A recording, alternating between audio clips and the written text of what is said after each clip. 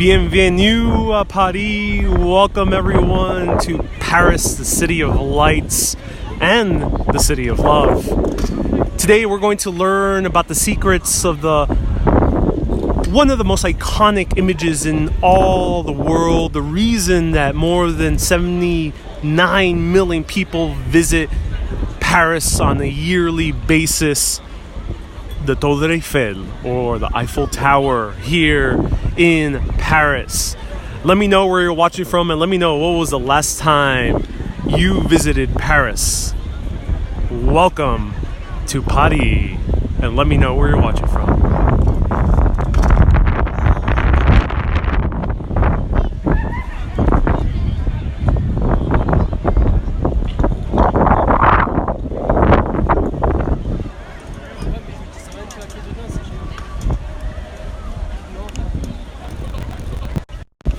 All right, everyone, third time is a charm. I'm not sure how you say that in French. Let me know. Sorry for the technical difficulties. It happens sometimes when updating the Facebook app, and you know, that's the nature of making live videos. I have to contend with the Facebook app, and sometimes it has some issues.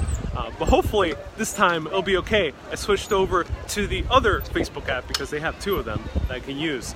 So, welcome to Paris, France, here at the most iconic tower in all of the world. So I'm going to repeat a little bit of the history I talked about earlier, but just to give you a quick run through, we're going to walk through the Eiffel Tower, then we're going to go down to the Champs de Mars, the original military grounds, where a very important protest for Bastille Day took place, and then followed by the original school that Napoleon Bonaparte learned how to make war against his enemies, and then finally ending at the most lavish, extravagant, extreme piece of architecture in all of Paris. Yes, more extreme than this one, but this one was also extreme for its day, because when the Eiffel Tower was originally built, writers, artists, and some architects thought it was an ugly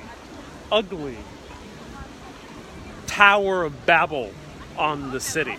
They even signed a petition towards the president of the Exposition Universelle, which was the World's Fair of 1889, saying, "You gotta tear this thing down."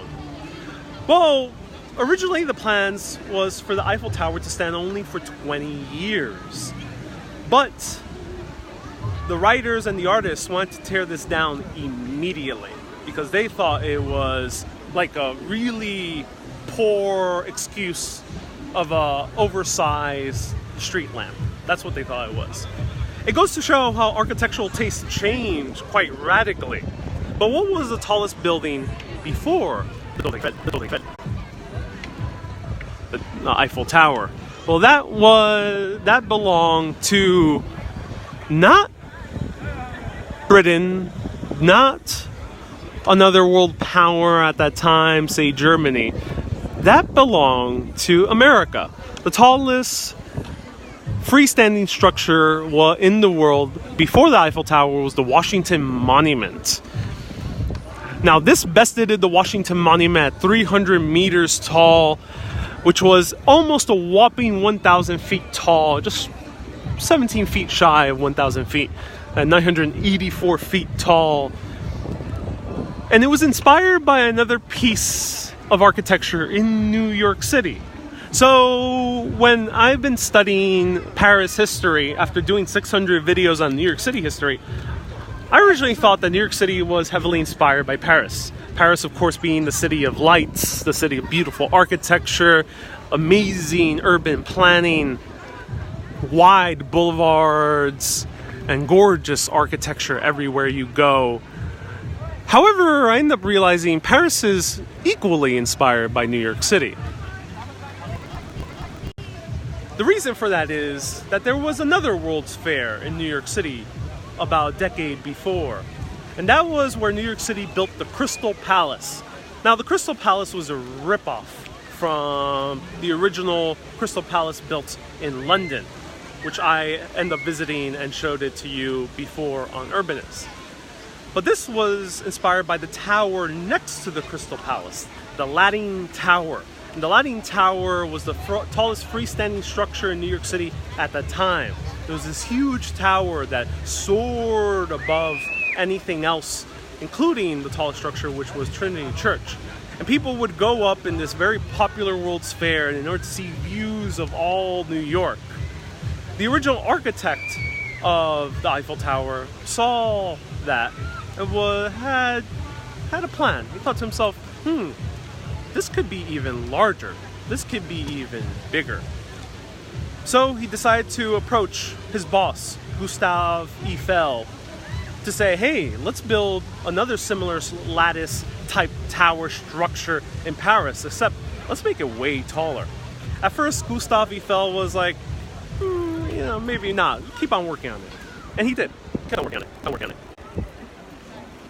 Hello, Patrick. Hello, George. Hello, Anthony. Hello, Deborah. Hello, Gladys. Debbie, you're a trooper. Thanks for your persistence. Of course, I have to show you Eiffel Tower. I think everything's running smoothly. We're good to go now. Hello, Danny.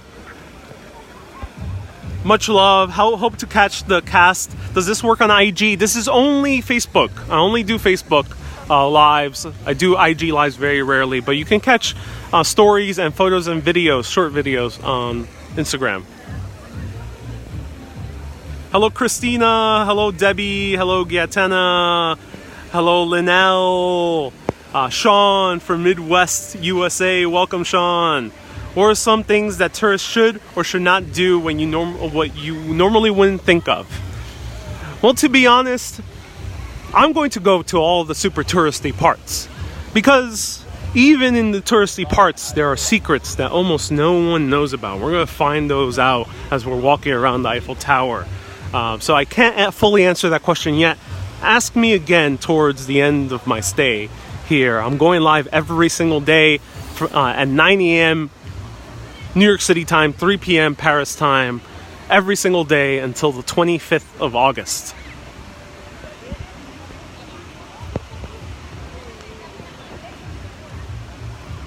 And wish you were here for your birthday. Oh, Gretchen, happy birthday.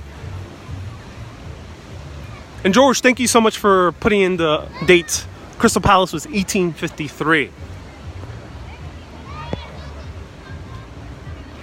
So here are the fountains, people cycling down the plaza. And the fountains has a bunch of fake artillery.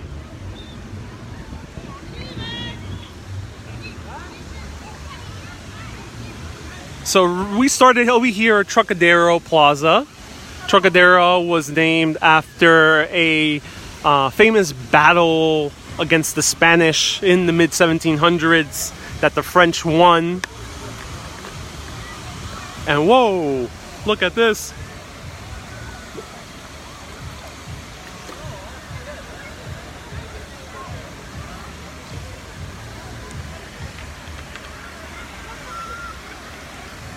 Amazing show of the fountains.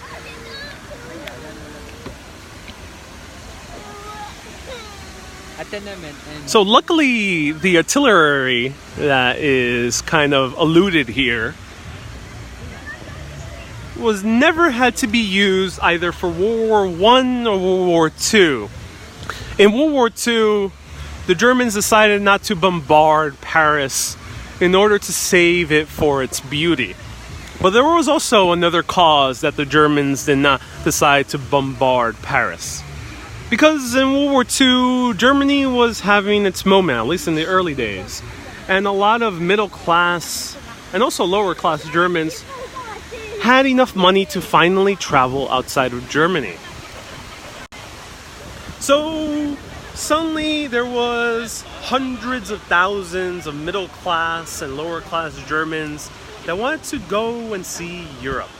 However, they couldn't really go to the countries that Germany was full out war with, say London or Britain or Norway or Poland or further down to the other areas. They couldn't go to Spain either because there was a huge civil war going down there.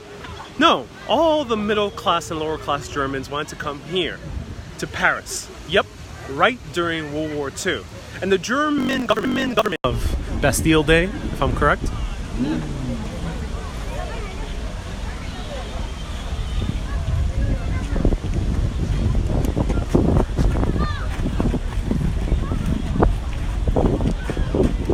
Ooh, look at these beautiful sculptures.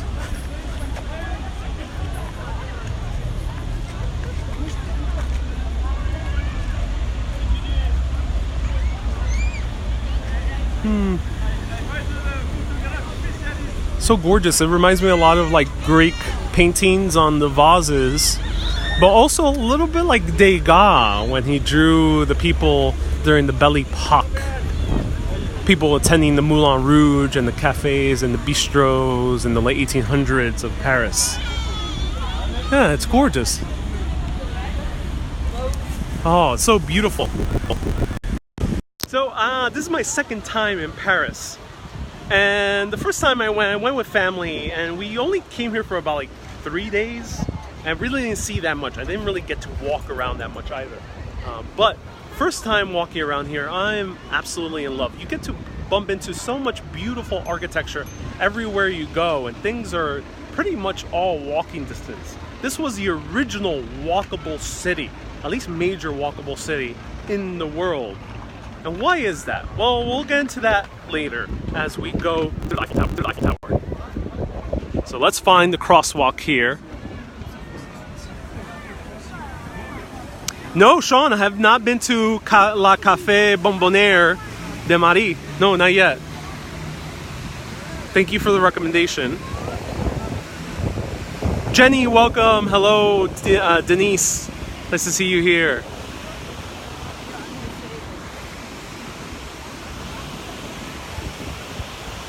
Oh, there is no crosswalk here.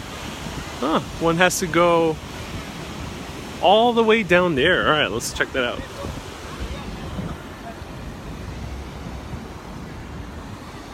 So here's the fountain.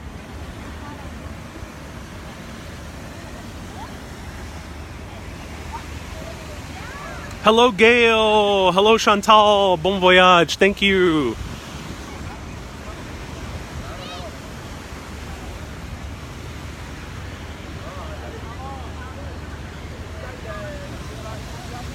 So you can see so many tourists. Over 79 million people visit Paris each year.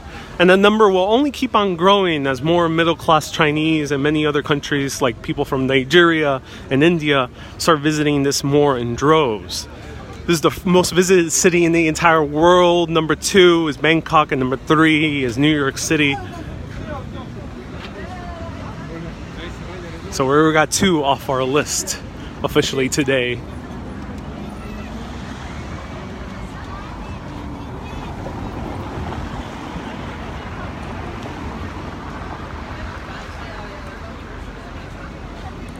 So Paris is an old city. Despite it being filled with gorgeous architecture from the mid-1800s, this city wasn't only a medieval city, but dates back all the way to Roman times, when the Romans settled in a tiny little area tucked away between the Seine River, which we're going to learn about later in the week.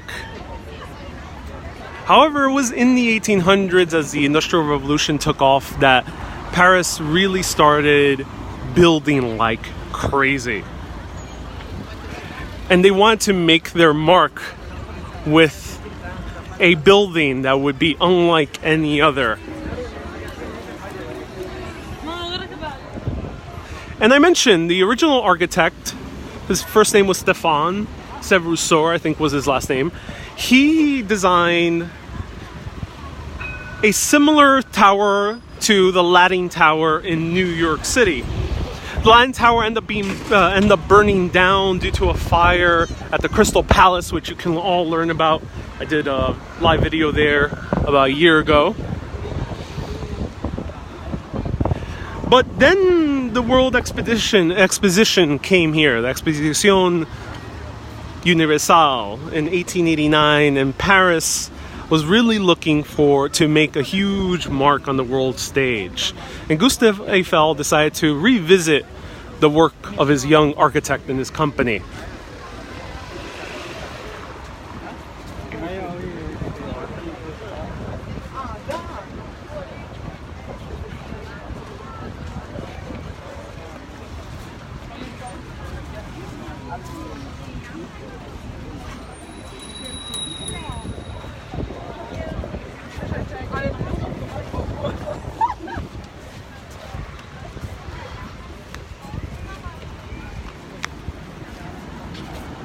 Hello, Jackie. Welcome. Nice to see you here.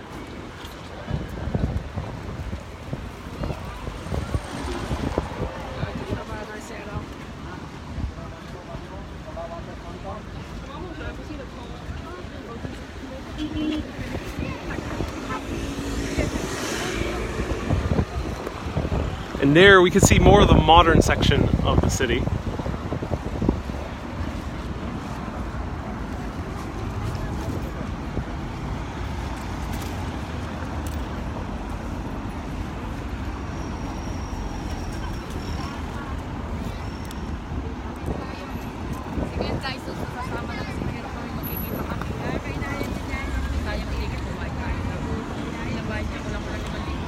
And Jackie, it really is a gorgeous, gorgeous day here today.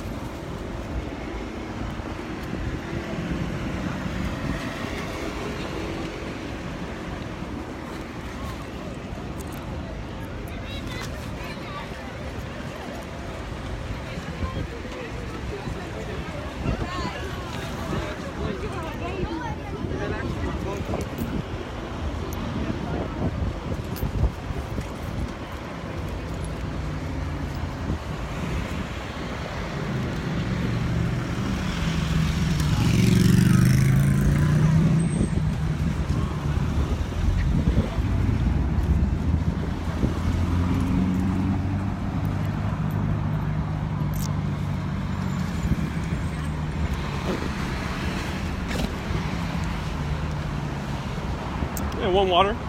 Take it, sir. Yeah. Fresh, normal. No, it's gonna be cold. There we go. Is this one. There we go. Awesome. Thank you. All right, everyone. Had to get hydrated here with the water. All right, let's go back to the tour.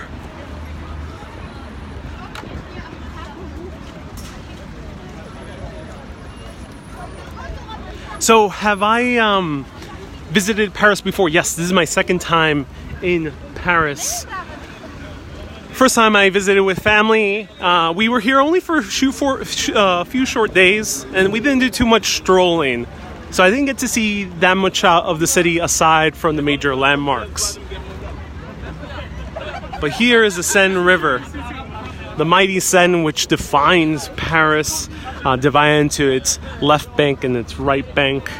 Lots of people walking around. You can walk all along the banks of the Seine, which is a beautiful walk. I hope to show you later, maybe through a night broadcast.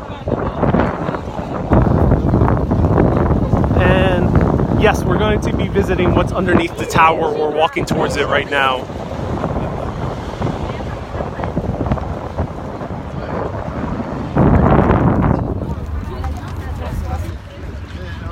Hello, Gabriela. Welcome. Gertchen, what am I going to eat today?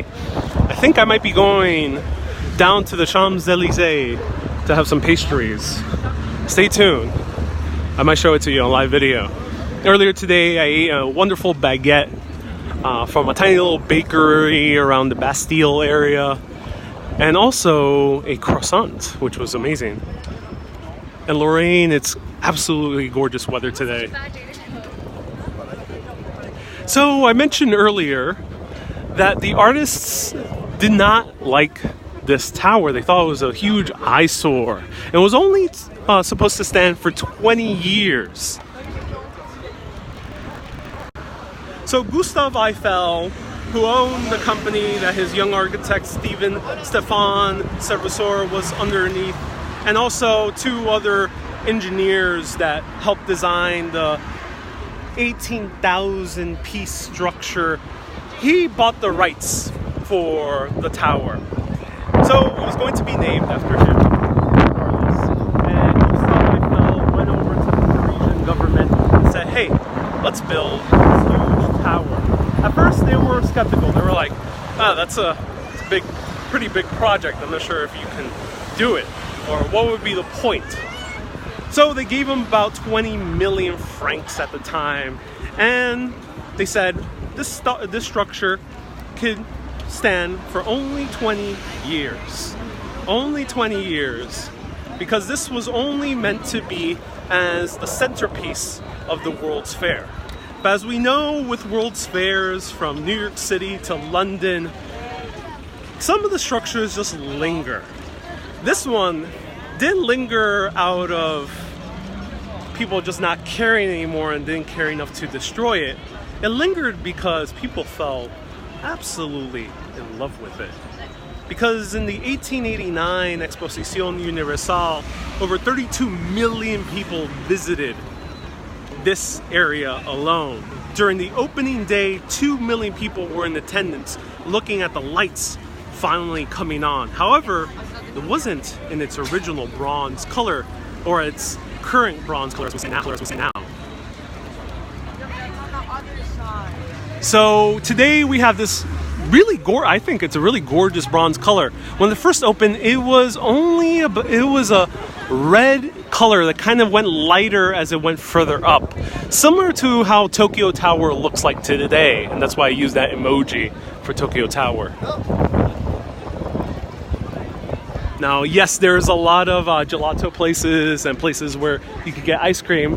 How does it compare to Mr. Softee? Well, we shall see. I have not tried it yet, but I'll do my best to try and show it to you. And Gail, it is very windy. Hello, Harold. Welcome. Nice to see you here.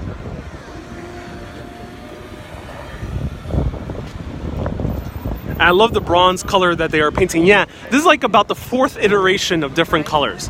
Now here, Gustave Eiffel made this tower also for another reason. It was the centennial of the French Revolution of 1792.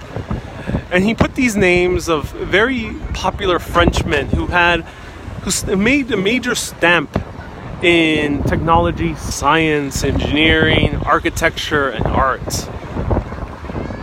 So here we have names like Lavoisier. Lavoisier was a chemist who invented or innovated the periodical table of elements. You've seen it. Anyone who's ever taken some type of chemistry in high school and in college, you have used the periodical table. He was the inventor. We have a few other names.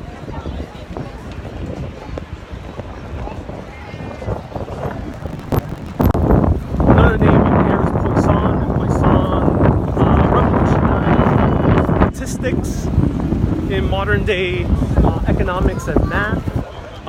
And we'll see a lot of other names up there. If you recognize any names, let me know.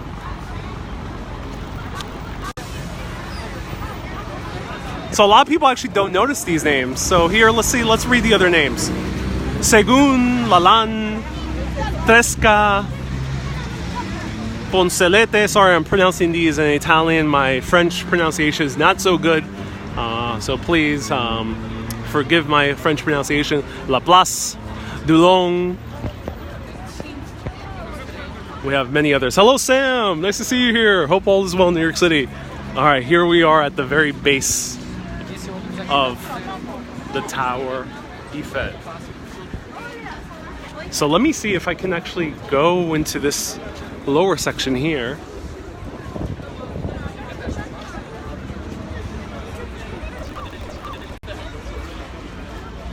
The most important part of the Eiffel Tower is not its height, it's its foundation. For being such a tall, freestanding structure, this building had to withstand any wind or any movements in the earth. Now, Gustave Eiffel and his team of engineers decided to make this sloping feature of the Eiffel Tower in order to move the wind up, so the wind would kind of be carried above and kind of move around the tower. Also, the tower is open. There's no closed encasement, as they were originally planning. And that also helped with the wind. However, the foundation was the most important part, because the foundation had to be really heavy and really anchored into the ground. Underneath our feet right now, there are over 800 tons of stone and steel combined together to anchor down this tower. But in order to build those foundations, they needed, in order to exhaust all that heat and steam.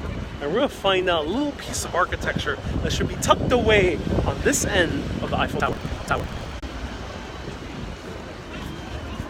Hello, James Hyder. Enjoy your time abroad. Oh, I will. Stay tuned every day, 9 a.m. New York City time, 3 p.m. Paris time. Hello, Lauren. Hello, Linda. What an amazing site. I really agree. It's such an amazing site. All right, let's see how we can find our way in. Patty, thank you so much for tagging your friend. Jackie, are you going to visit the Louvre? Yes, tomorrow. Stay tuned for the Louvre. We're going to, at 9 a.m., we're going to do a broadcast outside of the Louvre. And later in the day, I'm going to go inside and perhaps show you one of the most famous paintings ever in the world. And why it might be a fake. Oh, stay tuned for that tomorrow.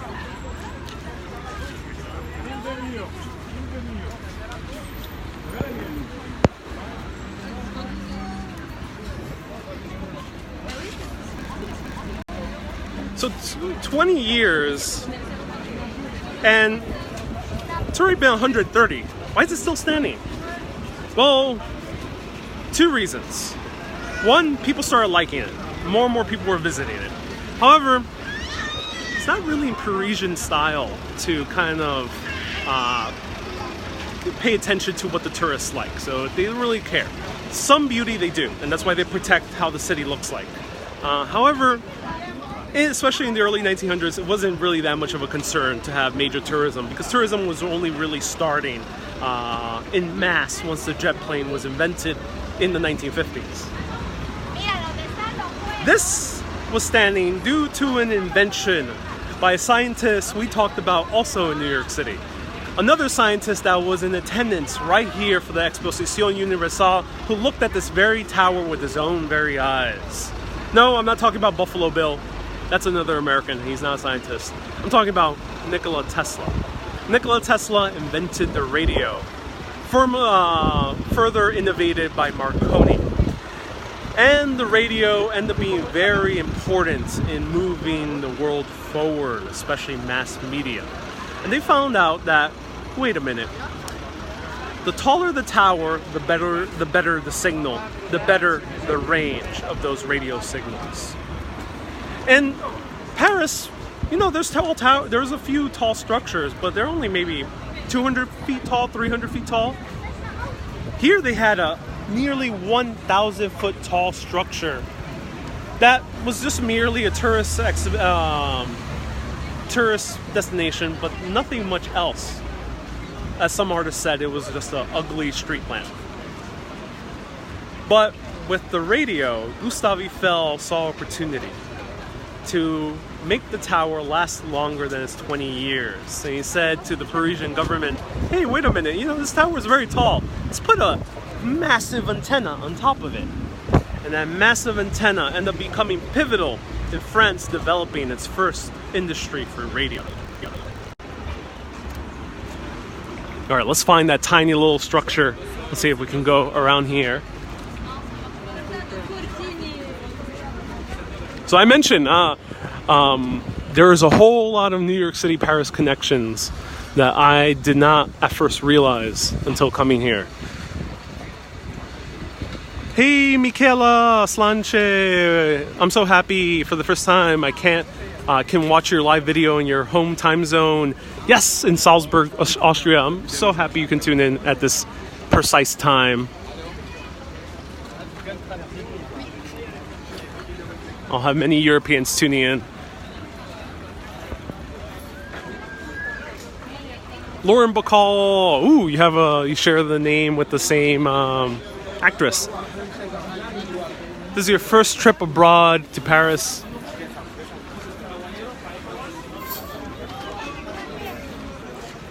will be next year. Amazing. Oh, I hope you enjoy it. All right, so here we're now walking on the Champs de Mars grounds, and here it is. Here it is. So, as I mentioned before, many of you are lovers of history, like I am. Especially lovers of secrets that might not be so obvious to most people. And you might ask yourself, why bother going to the major tourist attractions if you're exploring the history of cities? One, the tourist attractions are important, historically speaking. They do massive things for the world, like the Eiffel Tower becoming a world global icon.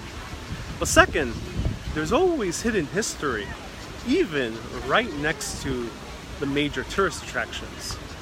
Pieces of architecture that almost everyone misses. So I mentioned earlier that underneath our feet, all around us, is a huge 800 tons sections of anchors for the four foots of the tower. Well, in order to build those massive foundations, they had to build an infrastructure to exhaust all that steam and all that heat. As they were pulling water in order to drag all the materials into here. And one of those pieces of infrastructure is still standing. It's a tiny little chimney. Right here. That was built, this brick chimney was built originally in order to facilitate the construction of the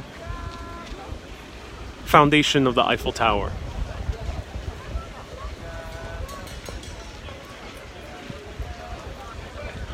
Gretchen, I'm so happy that you're a travel agent. Welcome.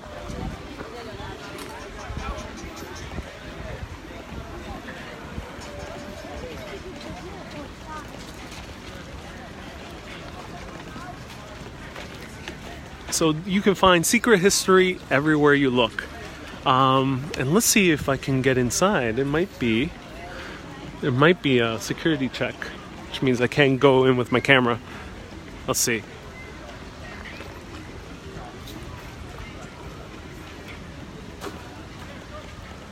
Hello, Helga. Welcome. And yeah, that chimney is cool. Almost no one notices. It's in my book of the day recommendation. I'll be recommending a different book every single day. You can click on it in the description below if you want to check out Secrets of Paris. Great book for finding tiny little secrets all around. So there is entrance now required to go into the base, which is kind of a shame. It wasn't the case when I last visited here. Anyone was open to go underneath it. George, yes, I did. The chimney was built in order to facilitate the construction of the foundation of the tower. Now, the foundation of the tower was also built in record speed. It only took about 2 or 3 months to build the foundation. The rest of the tower took an entire 2 years. The chimney just remained there. Otherwise, anything from the foundation is kind of hidden under the ground. You don't really see it. How it facilitated, I actually don't know those details, but if any engineers are watching, let me know. But my educated guess would be there was a lot of steam and heat being generated by the construction, especially bringing in all these pieces of stone and steel. And maybe they had to smelt some of the steel or kind of smolder some of the steel on site. So the chimney might have been used in order to exhaust all that excess steam. But don't quote me on that. I'm not 100% sure.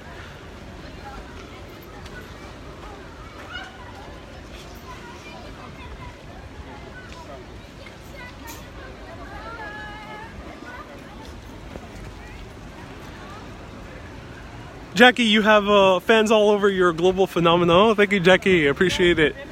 So yeah, unfortunately can't walk around the tower. Have to get admission. But we'll be able to see a lot walking around it. Oh, look at that, everyone. Wow. So I mentioned Gustave Eiffel built this also because of the centennial of the French Revolution from 1792. Well, 1792 also comes into play in another way. Originally, when the tower was built, they wanted to build huge elevators to go up the tower. However, it wasn't quite working. Elevator technology was very new at the time. So they didn't build the elevators. If you want to visit the tower in the first year it was open, you had to go up by foot, including the president, the prime minister of France at the time, who had to inaugurate the tower, was with the task of going up all the way to its top with Gustave Eiffel. 192 steps. 1,792 steps to go up to the top. Exactly the year of the centennial. Exactly the year of the original French Revolution. However, the prime minister of the time got tired and he stopped by the second floor, which was already about 400 steps. Gustave Eiffel braved the rest and walked all the way to the top, taking more than an hour to walk all the way to the top via stairs. But what happened when they finally built the elevator? Well, the elevator ended up being built by another company in New York City, another New York City connection, Otis and Company. Otis was one of the very first major elevator companies in the world, and it's an American company that had a European branch here in France, and they were tasked with building the elevator. First they wanted a French company, however the French company, which originally was tasked to build the elevator, didn't work out, so they hired the Americans. And a lot of Americans for many years after the Eiffel Tower was built would gloat, saying the Eiffel Tower was partly American, which it's a very typical American thing to do. But there we go, another New York City connection there.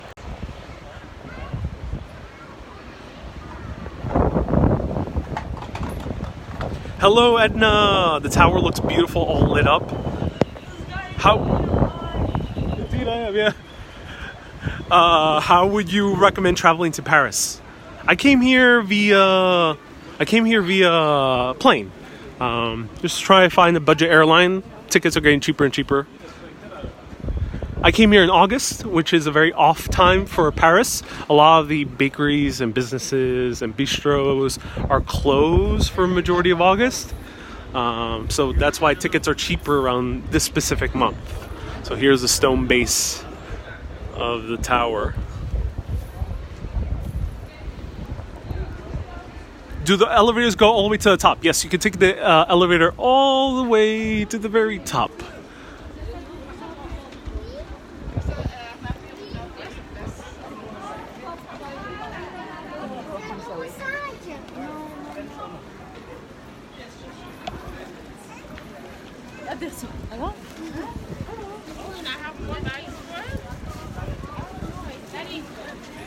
So, Gail, you say the tower looks so beautiful when it's lit up.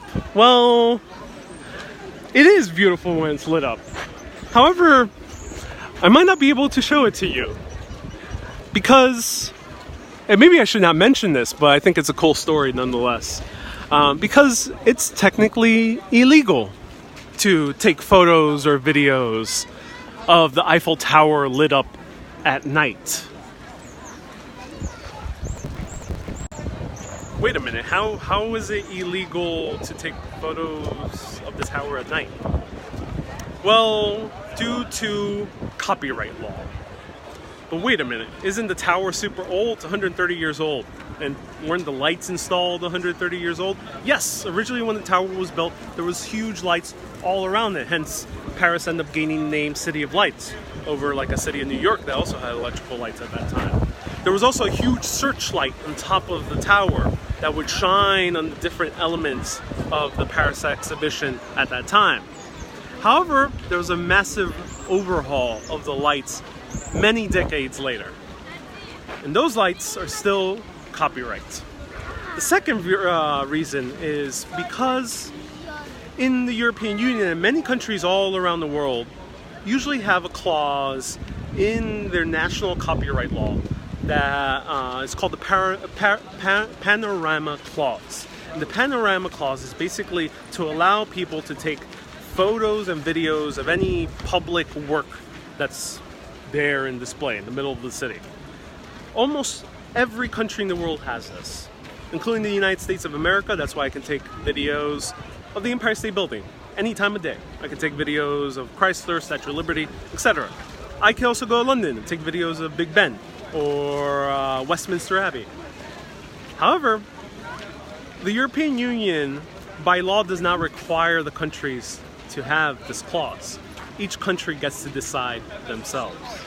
So I think that woman was that girl was doing I forgot what was it called, that move from, that's an online meme. But this tower, this country decided to not have the paranormal clause, the panorama clause. So technically, buildings can still be copyrighted, and any single piece of architecture that is not in the public domain could technically be illegal to shoot video of. So, that said, since the light displays of the Eiffel Tower are not in the public domain, technically, it's against copyright law to take photos or videos of this tower at night. So watch out. It actually does apply pretty strongly because they still make quite a bit of money, especially with movies that want to shoot this Eiffel Tower at night.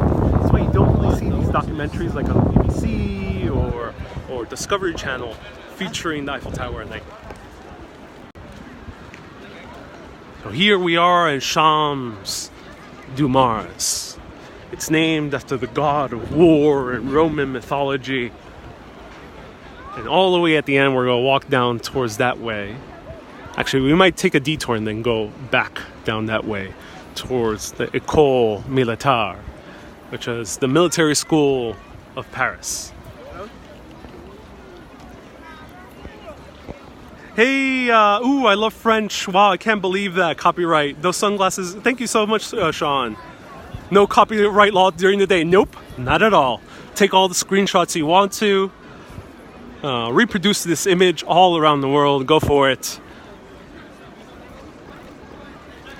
This ain't copyright right now. So now, a woman approached me with to write a petition. Now, in New York City, usually writing petitions is usually harmless. They actually want you to sign a petition in New York City. However, here, it's a scam. They usually want you to sign the petition, and they get very close to you, and if you're not looking, they sneak their hands into your pockets, and your wallet is gone.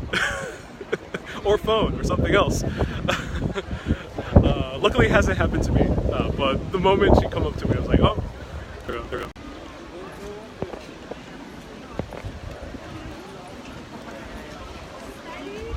With tiny cell phone cameras, how do they practically enforce that law? So they enforce the law commercially.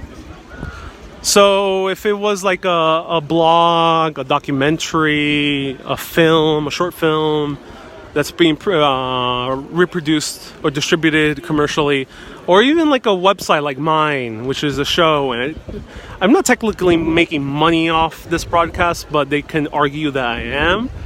So technically I could be asked to be either taken down the footage or worse.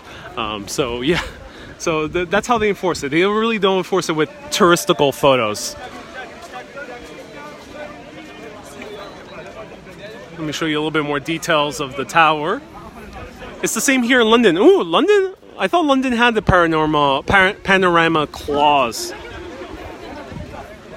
The temperature is a nice 73 degrees Fahrenheit. I'm not sure what that is in Celsius. Let's zoom all the way up.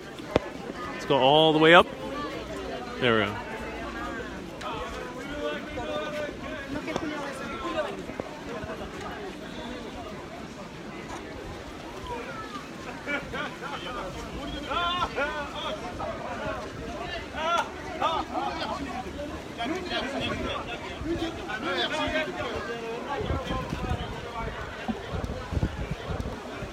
So now we're going to walk a little bit into the city, and you're about to see the beautiful boulevards and streets of Paris. We're going to one particular building that is nearby, and then we're going to go back to the Champs du Mars to show you the École Militaire. However, I told you that the tower was about only set to be up for 20 years. And then luckily radio came out and they built the huge antenna on top.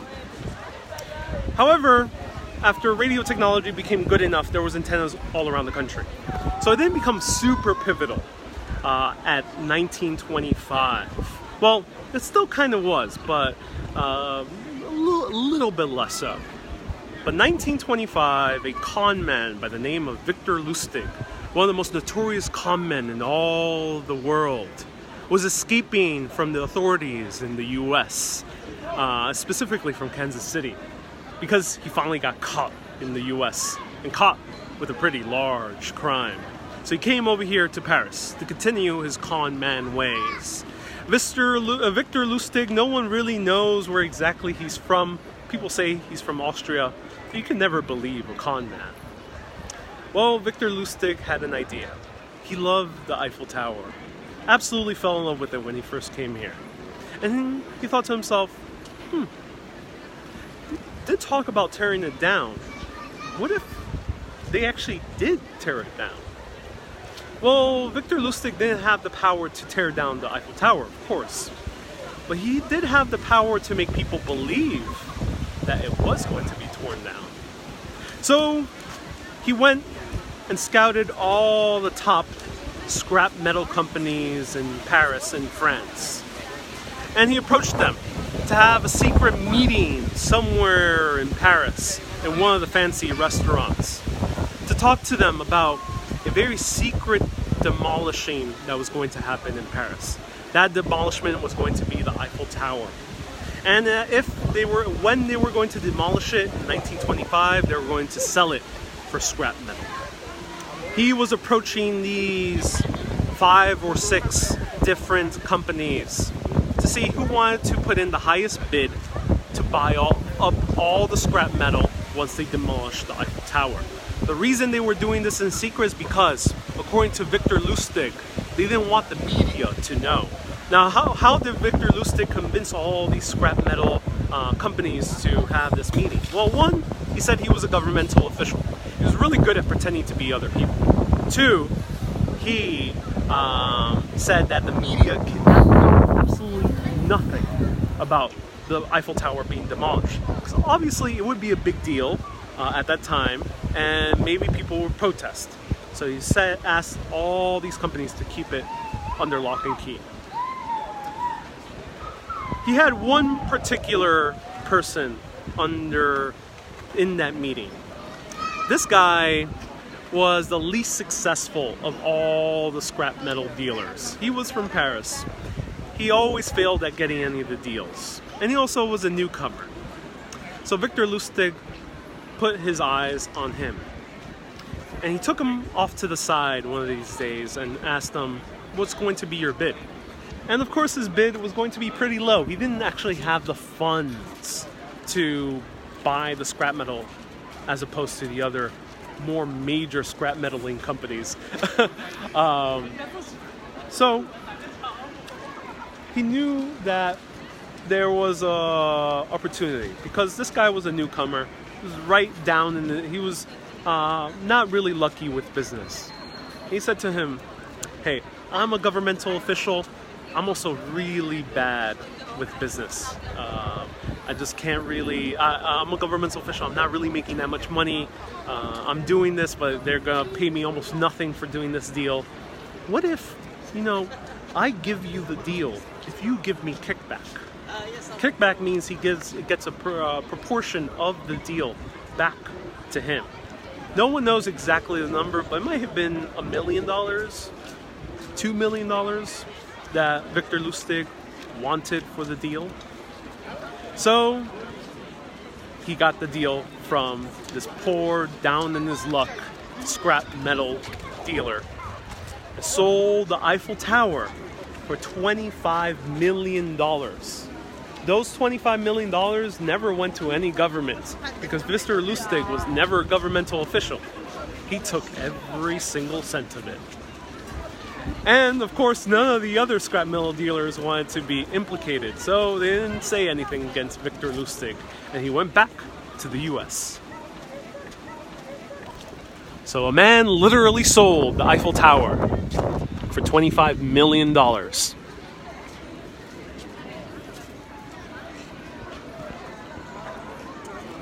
Jackie, you haven't had breakfast. Can you get you some crepes? Yes. We'll find you some crepes. Let me know who else wants crepes. What type of crepe would you like? Group crepes for all. We'll get a massive crepe.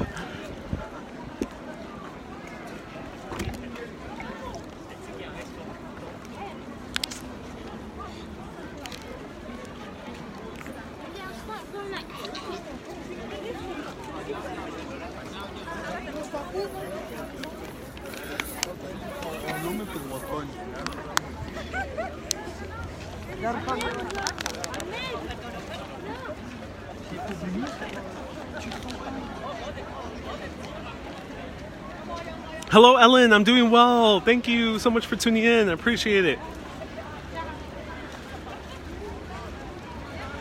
So Helga, you want some crepes with mascarpone cheese? Amazing. Denise says, fascinating story. Oh, I'm so happy. If you're enjoying my stories, let me know. Show me some hearts.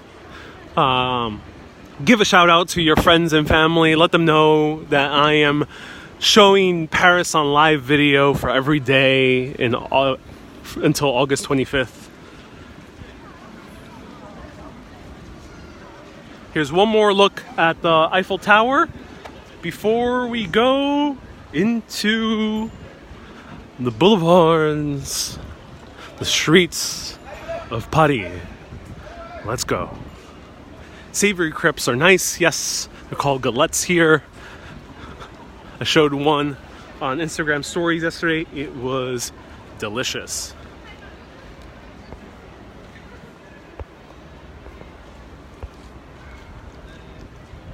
Hey, Tanya, yes, very pretty place to be at. Look at this. Look at the architecture. 22 degrees Celsius. Thank you so much for converting. And Gail, you say, yeah, there is a lot of scams here. Yes, you'll notice that Victor Lustig was not the only scammer at the Eiffel Tower. There are many others. So here we're already seeing the beautiful apartments of Paris.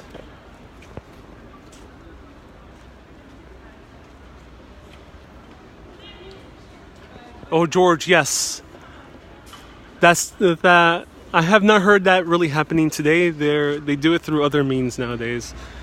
Oh, look at that. Strawberries on yours, Jackie. Okay. Someone wants it with escargot. Sure thing. Ooh, I gotta try some escargot. I have not tried escargot yet.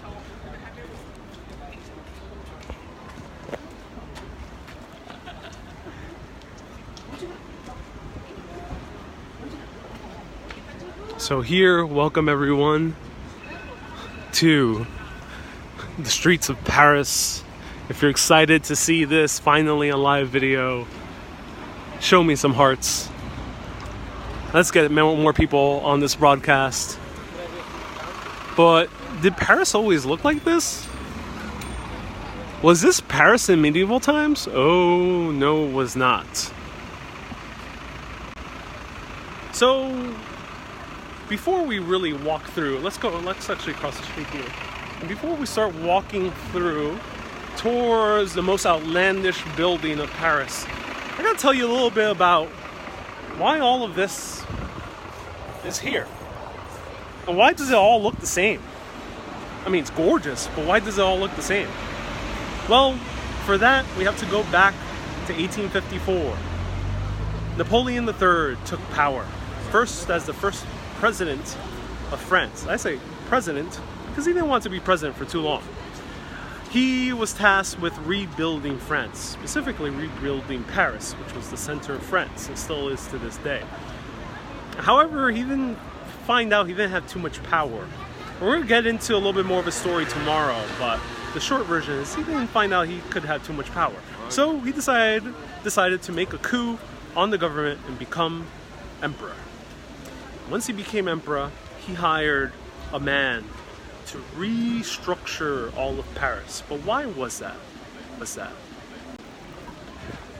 Well, let's actually go... we'll go through here.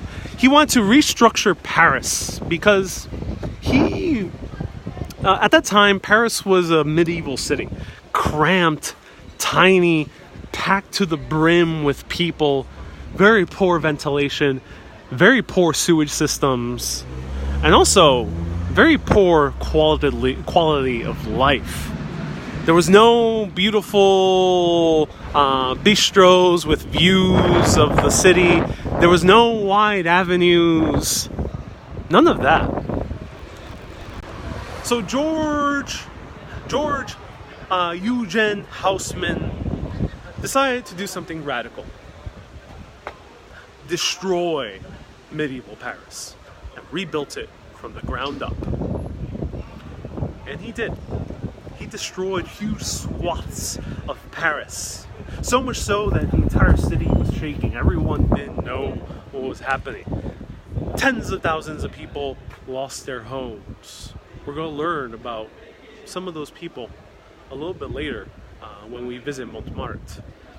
But tens of thousands of people lost their homes. Also, artists and writers, they struck again. Before they railed against the Eiffel Tower, they railed against the new public city works that were being built, the new city of Paris that was being built from the ground up. They rebelled against it, including the most famous writer in French history, Victor Hugo, writer of Les Miserables, and also writer of The Hunchback of Notre Dame. He was so just like in utter disgust of the new Paris that was being built that he left Paris and went across the channel to England in protest of George Eugen Haussmann's new Paris. And George Eugen Haussmann spent over 20 million francs at that time in order to completely redefine this city.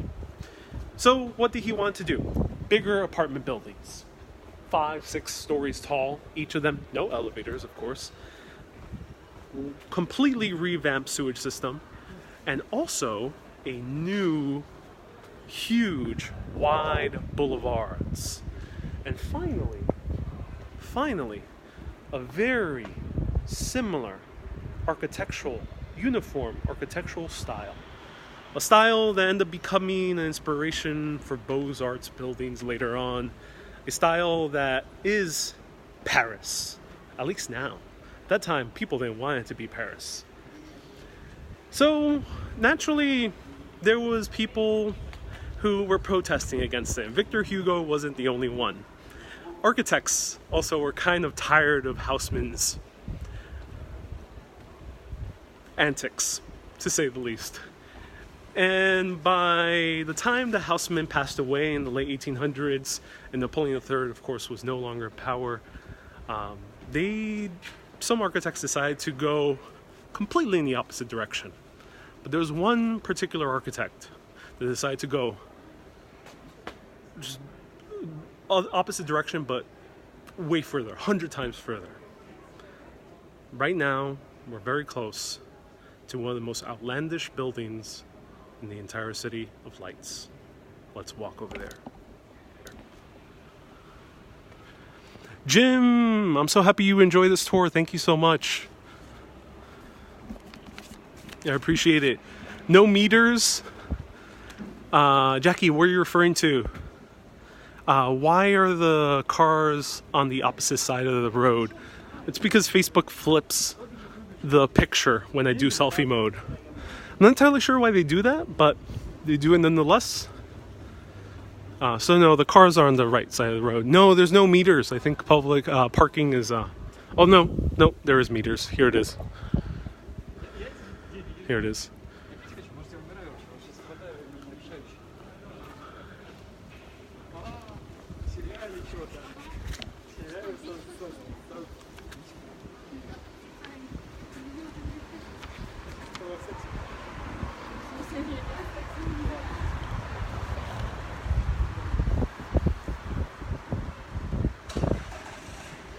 And here we are. We're at Rue de Rap. No worries, Sean. Look at this. No, this is not the building. Wait until you see the building. Look at it. Just notice the architecture. Let's just take a breath and take it in. This is Haussmann's uniform architectural style that's all around Paris. Now, alongside with redefining Paris, Haussmann and Napoleon III absorbed 11 different communes, which were suburbs around Paris, and annexed them into the city. So Paris nearly more than doubled in its size. And this style can be found in all those areas. So go to any of the arrondissements and you'll see them with the same type of architecture.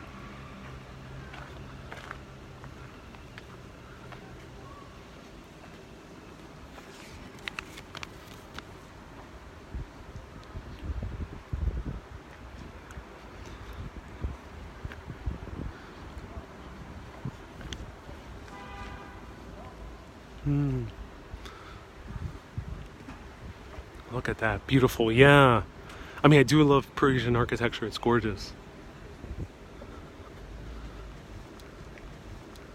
You can see we were like in crowded Eiffel Tower, and only one block away.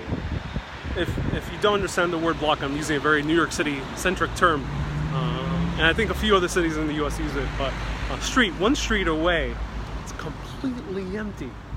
Well, a lot more emptier. Also because it's August, and a lot of people don't come here in August. 1901. Jules Lavirotte decided to build something that was a protest against Haussmann's uniform style. And as I mentioned, he went not the opposite side of the spectrum. He decided to go just completely in a different galaxy of architecture. People call this Art Nouveau, but this is way more nouveau than Art Nouveau. Here is one of the most eccentric buildings in all of Paris, an official landmark, and also winner of all the architectural awards in 1901, because it was a huge FU to Haussmann. Here is 29 Rue de Rap.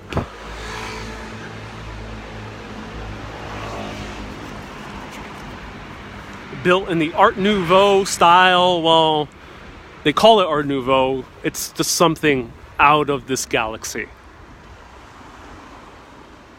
Remember when we talked about Palazzo Chuppi in New York City? This is like the Palazzo Chuppi of New York City, but way more eccentric. 7 stories tall. It represents Adam and Eve.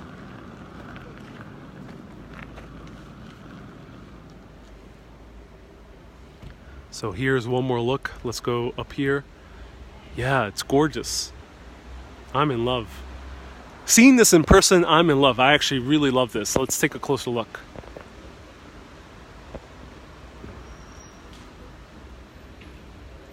It's a private residence, so unfortunately I can't go in. I wish it was open to the public.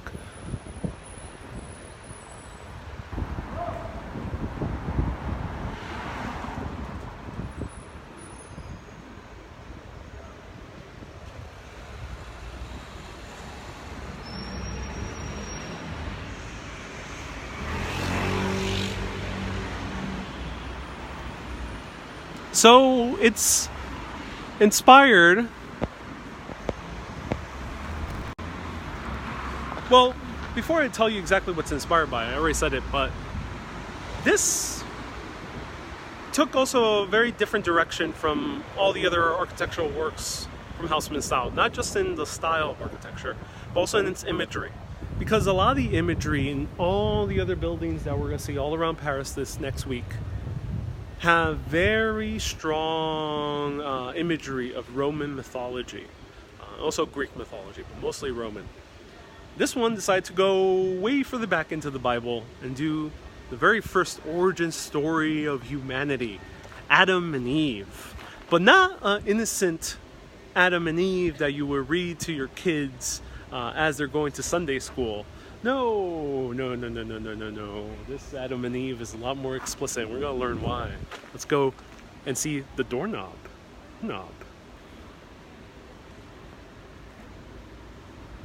So, let's take a closer look at the doorknob. The doorknob is, it's a lizard, but if you were a Parisian in 1901, this is not a lizard. This lizard is shaped like another type of organ in the male body.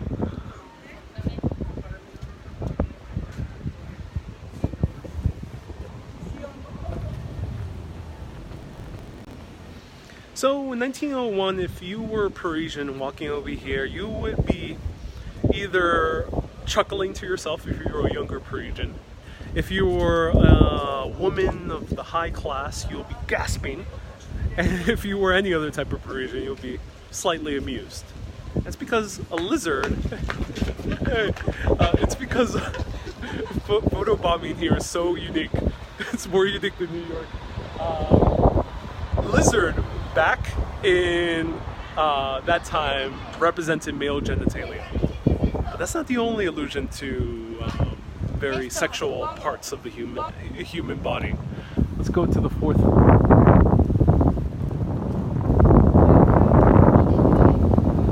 So let's go 1, 2, 3, 4. Let's see if we can find it.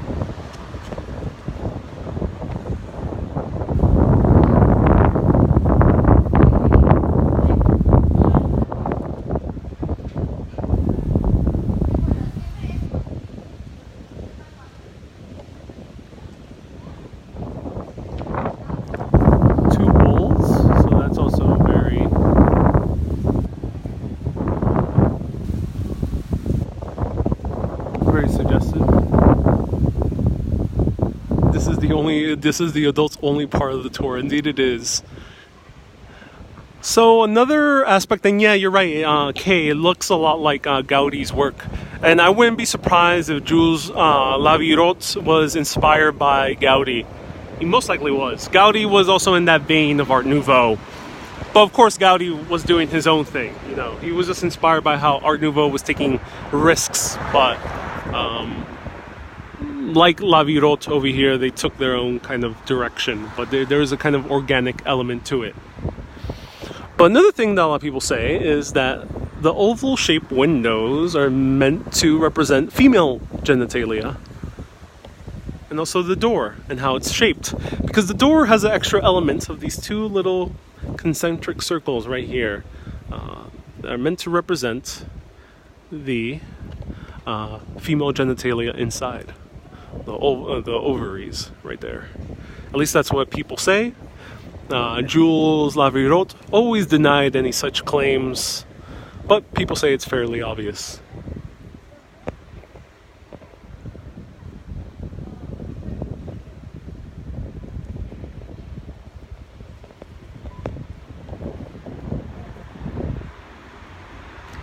So there we go. That was Rue de Rap, 29 Rue de Rap, Jules Lavirotte's most eccentric building. This is known as the most eccentric building in Paris. I'll say goodbye to it, and now let's walk back to Champs de Mars. Let's walk back to Champs de Mars, see this beautiful view of the Eiffel Tower right over here.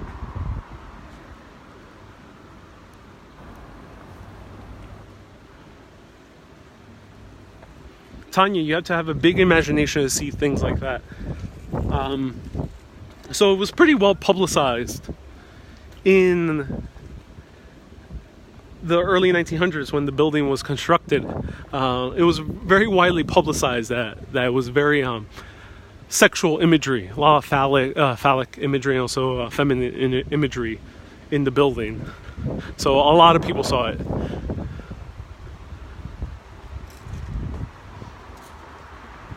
But again, those were also different times, so a lot of people have different interpretations on how they see those type of motifs nowadays.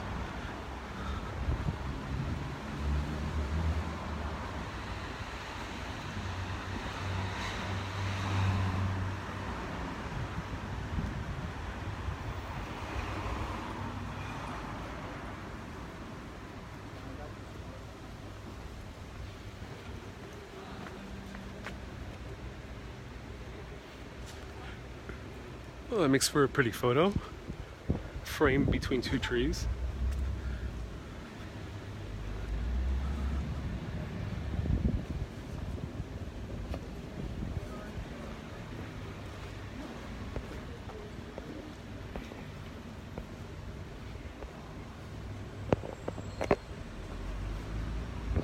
So here we have our typical bistros. Look how gorgeous they are. Lots great places to like people watch. Now the Parisians, when all these wide avenues were put into place, believed in something called the Theatre Public. The Theatre Public is the theater of the public, where you would sit down, and usually the chairs, as you see here, they're facing outward, and you sit down and look at all the people passing through.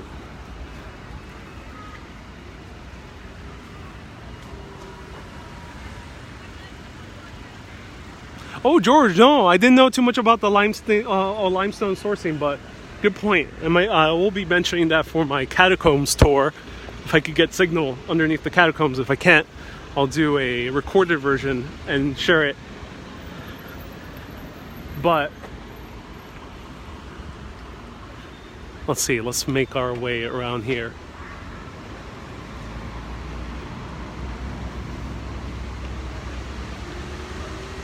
Those tour buses ain't nothing compared to these live streams. Oh, I'm so happy. Oh, horse and carriage. Cool.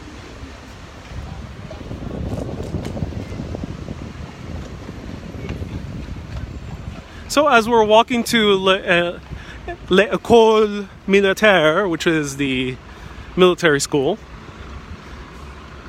let me talk a little bit about why Paris is called the City of Lights. So actually, let me note what George is talking about. Underneath our feet are hundreds, no, not hundreds, over 7 million dead bodies, making up a huge network of catacombs that are over 100 miles long that go all throughout the city, zigzagging in every single direction. That we're going to learn about soon in the live stream. Stay tuned for that. Probably, it will not be posted in one of the scheduled live streams, so I'll announce it beforehand. But those catacombs were built because there was a lot of empty quarries underneath. And those quarries were all the limestone that was sourced to build Haussmann's huge project of redefining Paris. So those limestones that we see over here come from right beneath our feet. And those networks of quarries are still right down there, not housing any more limestone, but housing the dead. All right, let's walk to l'École Militaire.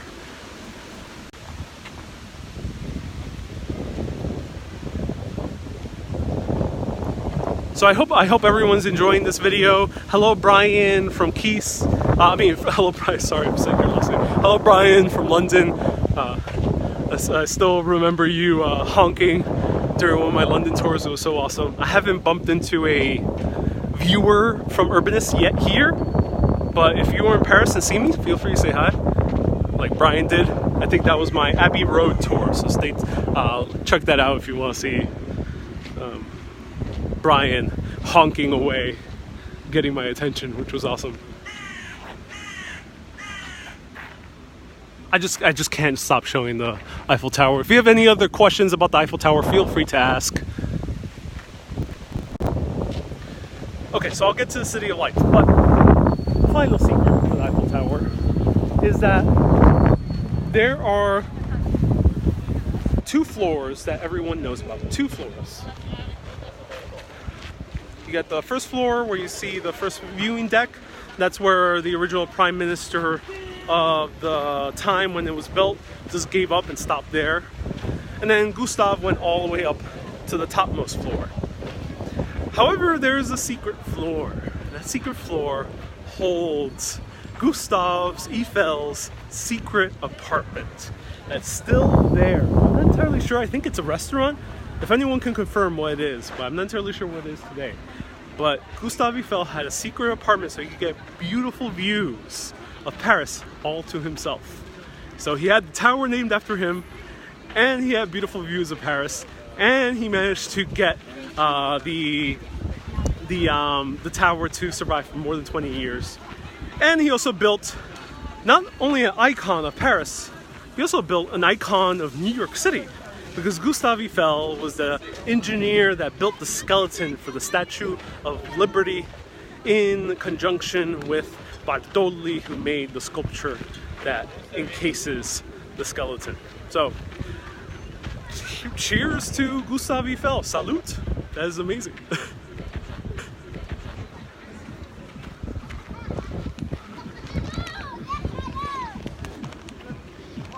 All right, everyone, here are the original military grounds. It's called after the god of war, Mars, because these were military grounds until they were opened to the public about 100 years ago.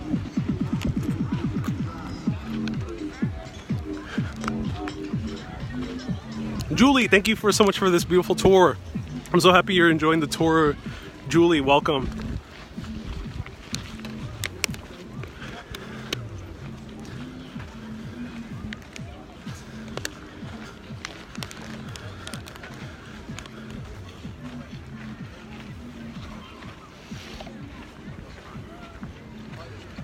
Stefan, yes, there is a little Statue of Liberty in Paris. There's a few, but there's one major one. I might show it to you. Stay tuned. And I might show you also a replica of the flame from the Statue of Liberty. That's also a different little landmark. Stay tuned.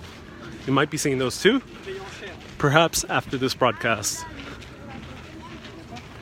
But first, before I do any more videos today, I gotta get myself some Café Allonge, which is a good Café Americano here in Paris, along with a nice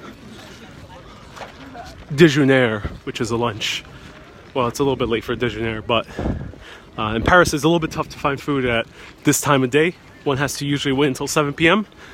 But let's see what I can find.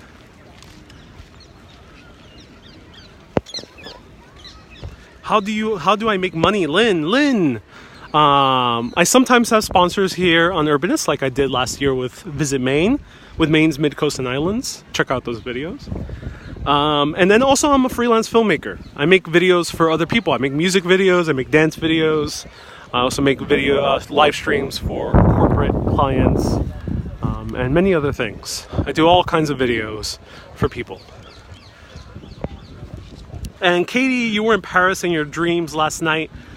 True story. Oh, amazing. You woke to discover you're here in the US and not here. But this video is perfect timing. Oh, I'm so glad. It was perfect timing, Katie.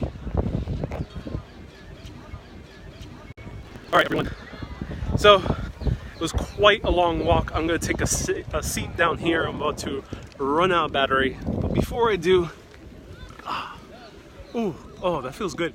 It feels good to sit in a lawn because before it wasn't really allowed. You weren't allowed to sit in lawns in Paris. If you visit Paris, I think in the 70s, most of them were closed off. So right behind me, back in the early 1700s, King Louis had a horrible defeat against the Austrians.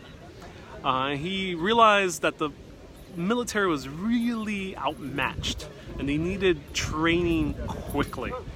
The thing is, most military officers, especially of higher rankings, were all nobility. And for a lot of nobles, they had the good life. They were raised up in wealth, or at least in status, so they didn't have not much need or incentive to go out of their way to become great military generals. Especially when France wasn't really a military culture as other places around the world. So Louis had the idea. Let's actually start allowing people of lower nobility or the middle class to train to become officers. And back in 1754, after this first military school for the lower nobility and people of the middle class were allowed in, a student by the name of Napoleon Bonaparte got training right here. Here, Napoleon Bonaparte met one of the most other famous generals of French history, especially during that time, Thomas Alexandre Dumas, the father of the famous writer Alexander Dumas, same name. Also, grandfather of the playwright Alexander Dumas, also same name. He met a young Napoleon Bonaparte right over here. They end up working with each other. Him becoming the leader of his cavalry in the battle in the pyramids in Egypt. But then they became enemies because Napoleon took total control. He trained right here. So, goes to show, sometimes when royalty decides to make a project for some public good, allowing lower nobility or middle class to join in for the ranks, sometimes they end up hiring their own overthrower, their own person who ends up replacing them. But we'll learn a little bit more about Napoleon when we visit his tomb, probably on Saturday. Stay tuned every single day, 9 a.m. New York City time, 3 p.m. Paris time, every single day until the 25th of August. We're going to learn more about Napoleon, his grandson Napoleon III, and also we're going to learn more about the other architecture that surrounds us, all around us, here in Paris, in the City of Lights and Love. And I forgot to mention, why is it called the City of Lights? Stay tuned.